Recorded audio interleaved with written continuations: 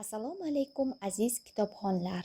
Bugun sizlarni dunyo klassikasining eng jozibali durdonalaridan biri Jeyn Ostinning Andisha va g'urur romani dunyosiga taklif qilmoqchiman.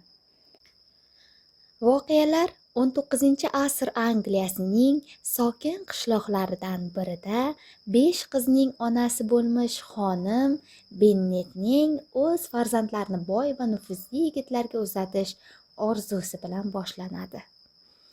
Asarning bosh qahramoni Elizabet Bennet o'tkir zehnli, mustaqil fikrlovchi va o'z qadr-qimmatini chuqur anglaydigan yosh qiz. Uning hayoti boy va shu bilan birga nihoyatda mag'rur janob Darsi bilan to'qnashgach, voqealar tubdan o'zgaradi. Ularning munosabatlari dastlab keskinlik, tushunmovchilik va bir-biriga bo'lgan noto'g'ri qarashlar bilan boshlanadi.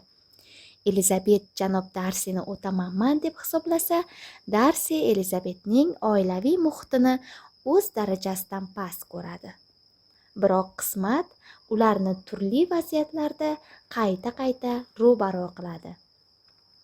Bu asar shunchaki sevgi qissasi emas, balki andisha va g'urur o'rtasidagi kurashdir.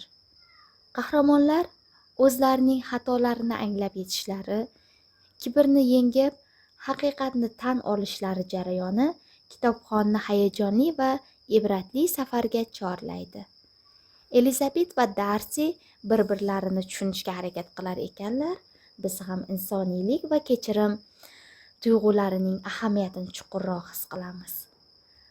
Agar siz yengil uslubdagi ammo chuqur falsafiy va hayotiy saboqlarga boy asarlarni sevib o'qiydigan bo'lsangiz, ushbu klassik asar sizni befarq qoldirmaydi.